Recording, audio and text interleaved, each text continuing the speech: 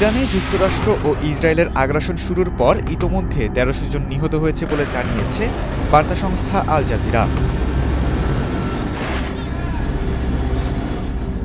গত পরশু এক প্রতিবেদন থেকে জানা গিয়েছিল নিহতের সংখ্যা ১৩০০ জনে দাঁড়িয়েছে এবং আরও অসংখ্য মানুষ আহত হয়েছেন। রাতভর ৮০টি যুদ্ধবিমান থেকে ইরান জুড়ে গোলাবর্ষণ করেছে ইসরায়েল। ইসরায়েলি সেনাবাহিনী জানিয়েছে এ হামলায় তাদের ৮০টির বেশি যুদ্ধবিমান অংশ নিয়েছে এবং এসব বিমান থেকে নিক্ষেপ করা হয় ২৩০টি গোলা। ইসরায়েলি সেনাবাহিনীর দাবি, তাদের লক্ষ্যবস্তুগুলোর মধ্যে ছিল আইআরজিসির একটি সামরিক বিশ্ববিদ্যালয়, ক্ষেপণাস্ত্র উৎক্ষেপণ অবকাঠামো সংরক্ষণের একটি গুদাম এবং ব্যালিস্টিক ক্ষেপণাস্ত্র সংরক্ষণ ও তৈরির একটি ভূগর্ভস্থ স্থাপনা।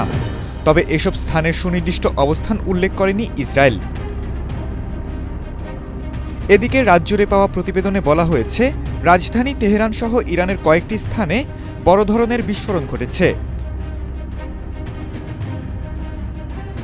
মার্কিন যুক্তরাষ্ট্রের অর্থমন্ত্রী স্কট বেসেন্ট ফক্স নিউজকে দেওয়া এক সাক্ষাৎকারে বলেছেন, আজ রাত হবে ইরানের বিরুদ্ধে যুক্তরাষ্ট্রের সবচেয়ে বড় বোমা হামলা অভিযান।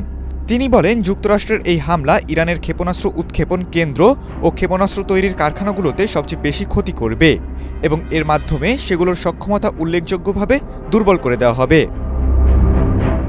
তেহরানের হরমুজ প্রণালী নিয়ন্ত্রণের কথা উল্লেখ করে স্কট বেসেন্ট বলেন, ইরান অর্থনৈতিক অস্থিরতা সৃষ্টির চেষ্টা করছে। খালিদুল ইসলাম তানভীর, এটিএন বাংলা।